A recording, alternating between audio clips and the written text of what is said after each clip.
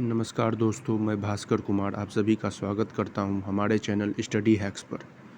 तो आज जो है हम एंटी डिफेक्शन लॉ के बारे में जानेंगे। तो अब आप सोच रहे होंगे कि आज ये टॉपिक पर क्यों बनाया मैंने ये वीडियो। तो आप देख सकते हैं कि महाराष्ट्र में जिस तरह से सरकार बदली है, तो ये एंटी डिफेक्शन लॉ, जिसको दल बदल कानून कहते हैं, इसका बहुत चर्चा हुआ। तो मैंने सोचा हमारे सब्सक्राइबर को, हमारे लर्नर्स को इसके बारे में जानना चाहिए कि ये एंटी डिफेक्शन लॉ क्या है। तो जो इंडिया इससे जो क्वेश्चन बन सकते हैं, जैसे ये पूछा जा सकता है कि किस शेड्यूल में है। तो the 10th schedule of Indian constitution is design to prevent political defection promoted by the lure of office और मटेरियल बेनिफिट्स और अदर लाइक कंसिडरेशंस। तो ये देखिए, ये जो है 10th schedule of Indian constitution में है। और ये बनाने की ज़रूरत क्यों पड़ी? जैसे कि अगर कोई भी कानून बनता है तो उसके पीछे कोई ना कोई कारण होता है। तो ये इसलिए बना कि जो विधायक सब होते हैं या जो सांसद होते हैं, वो अपना पार्टी ना बदल लें कि किसी पद के लालच में या पैसे के लालच में, या कोई भी बात हो कि हम पे सीबीआई ईडी का रेड ना पड़े, तो इसको बदलने के लिए। नहीं तो फिर ये डेमोक्रेसी का मतलब नहीं हो जाता। अगर मान के चलिए आपने पार्टी ए को जिताया और वो स्टेट में सरकार बनाई, और पार्टी बी जो है उसकी सरकार जो है वो सेंटर में है, तो निश्चित बात है पार्टी बी के पास ज़्यादा पावर होगा, तो वो इसके कुछ विधायक तोड़ लेगी। तो फिर ये डेमोक्रेसी का तो मतलब यहाँ रहा नहीं, कि क्योंकि आप जो है जो चुन के गए, वो जिसको आपने चुना सरकार में, वो नहीं आए, दूसरे लोग आ गए। तो ये जो एंटी डिफेक्शन लॉ था, ये कब पास हुआ था पार्लियामेंट से? 1985 में। और इसको फिर से रीइंफोर्स किया गया 2002 में। पहले 1/3 का नियम था, फिर बाद में 2/3 हुआ। अब ये 1/3 2/3 क्या है, ये मैं आपको आगे बताऊंगा। तो आपसे ये भी पूछा जा सकता है कि कितना अमेंडमेंट था, मतलब कितना सुधार। तो ये बहुत बार क्वेश्चन पूछा जाता है, कोई भी उठा लिया जाएगा कि भाई कितना अमेंडमेंट था, कौन सा शेड्यूल में है। तो ये 52 अमेंडमेंट था, 1985 में हुआ था। डिफेक्शन को डिफाइन कैसे किया गया है?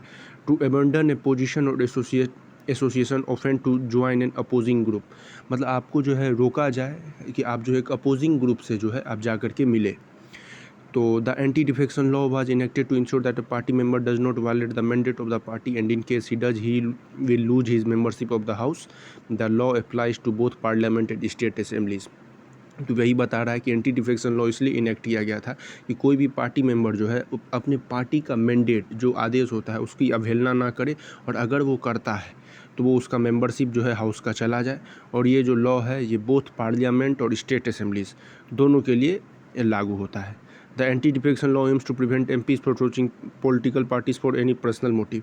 ये जो anti defection law MP MLA सबको जो है ये प्रिवेंट करता है कि वो जो है अपना पॉलिटिकल पार्टी नहीं बदले कोई पर्सनल मोटिव की वजह से। अब देखिए इसके प्रोविजंस क्या हैं। तो 10th schedule provisions under anti defection law. तो the 10th schedule include the following provisions. इसमें आपको क्या क्या ग्राउंड्स होंगे जिस पे एमपी एमएलए को डिस्क्वालीफाई किया जा सकता है। If an elected member give up his party membership of a political party voluntary. अगर कोई इलेक्टेड मेंबर है, कोई विधायक है या कोई सांसद है, अपनी पार्टी की मेंबरशिप त्याग देता है, तो उसका जो है जो वो विधायक या सांसद है वो भी ऑटोमेटिकली वो भी टर्मिनेट हो जाएगा। इफ़ ही वोट्स और abstains from voting in the house contrary to any direction issued by his political party. अगर मान के चलिए हाउस में वोट हो रहा है, क्योंकि जब भी विधानसभा में जो है बहुमत परीक्षण इसको कहते हैं, कि आपके पास बहुमत है कि नहीं। अगर किसी पार्टी को दिखाना है, इसमें बताना है कि हम जो है बहुमत में है, तो वो एक व्हिप जारी करती है कि आपको जो है प्रेजेंट रहना है। लेकिन अगर उस दिन कोई प्रेजेंट नहीं रहता है, या वो उस दिन जो है अपने पार्टी के खिलाफ जाके वोट कर देता है, तो भी उसका जो है विधायक या सांसद जो भी है वो उसका वो पद चला जाएगा। If any member who is independently elected joins any party. तो अगर कोई मेंबर है जो इंडिपेंडेंट होकर के कोई पार्टी को ज्वाइन कर लेता है, कि वो इंडिपेंडेंट खड़ा हुआ था, जीत गया, जैसे निर्दलीय विधायक, अब वो किसी पार्टी में ज्वाइन कर लेता है, तो उसका भी चला जाएगा विधायकी या सांसद। If any nominated member join any political party after the end of 6 month. अगर कोई नॉमिनेटेड मेंबर जो है जिसको नॉमिनेट किया गया था, अगर वो कोई पॉलिटिकल पार्टी ज्वाइन कर लेता है 6 मंथ के बाद, तो उसका भी जो सांसद है या विधायक है उसका जो भी MP MLA उसका वो सीट चला जाएगा। The decision on disqualification questions on the ground of defection is refer to the speaker or the chairman of the house and his or her decision is final. और ये जो disqualification का जो question होता है ये स्पीकर, जो लोकसभा के स्पीकर होते हैं या स्टेट असेंबली के स्पीकर होते हैं, उनके विवेक पर छोड़ दिया जाता है कि वो ही फैसला लेते हैं कि कौन डिस्क्वालीफाई होगा, कौन डिस्क्वालीफाई नहीं होगा। और ये जो डिसीजन होता है ये फाइनल होता है। And all proceeding in relation to disqualification under this schedule are considered to be proceeding in parliament or the legislature of a state as in the case। और जितने भी ये प्रोसीडिंग होते हैं डिस्क्वालिफिकेशन के, ये सब शेड्यूल में लिखा हुआ है। और ये इसके जो प्रोसीडिंग्स होते हैं वो पार्लियामेंट में होते हैं या लेजिस्लेचर में होते हैं। अगर MP का बात है तो पार्लियामेंट, मगर स्टेट MLAs का बात है तो लेजिस्लेचर।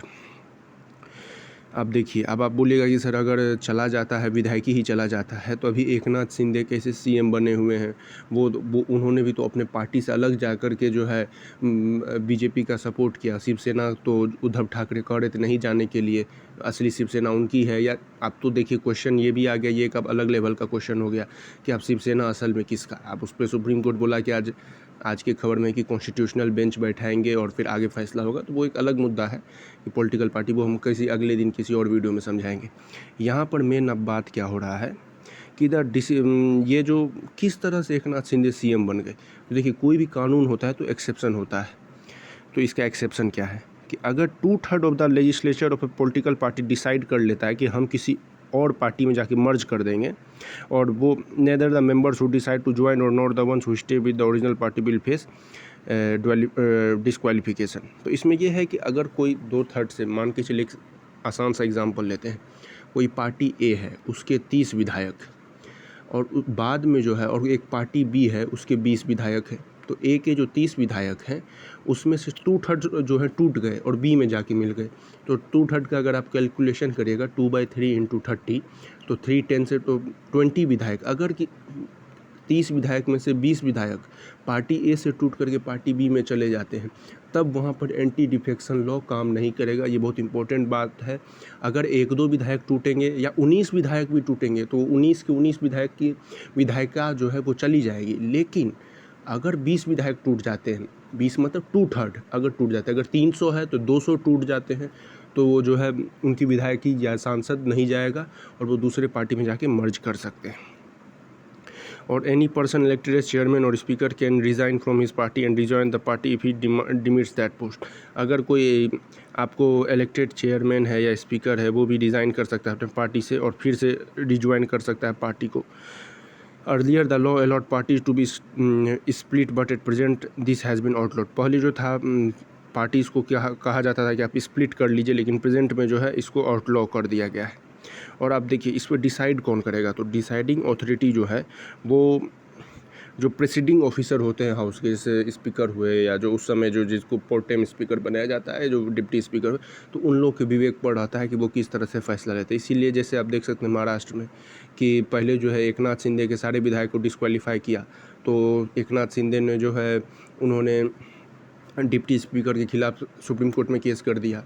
अब जो है असली लड़ाई इस बात की चल रही है कि किसकी शिवसेना है। अब जो शिवसेना के जो सरकार बनी तो उसके स्पीकर बने, उन्होंने जो है जो उद्धव ठाकरे के साथ विधायक थे उनके खिलाफ जो है व्हिप जारी कर दिया कि ये अपने पार्टी के खिलाफ गए। तो आज सुप्रीम कोर्ट ने उसी पर बोला है कि ये एक कॉन्स्टिट्यूशनल मुद्दा है, इसमें कॉन्स्टिट्यूशनल बेंच बैठेगा। तो सच बात है, इससे और भी कुछ हमें पता चलेगा। एक सुप्रीम कोर्ट का एक लैंडमार्क जजमेंट हो सकता है इस मुद्दे पर। जो ये दल बदल होता है, तोड़ फोड़ होता है, ये अच्छा नहीं है डेमोक्रेसी के लिए। तो इसको किस तरह से प्रिवेंट किया जाए, तो आप हमें कमेंट्स में बताइएगा आपको ये वीडियो कैसा लगा। ऐसे ही और वीडियो देखने के लिए हमारे चैनल को सब्सक्राइब करें, इस वीडियो को लाइक करें और अपने दोस्तों के साथ शेयर करें। जय हिंद, जय भारत।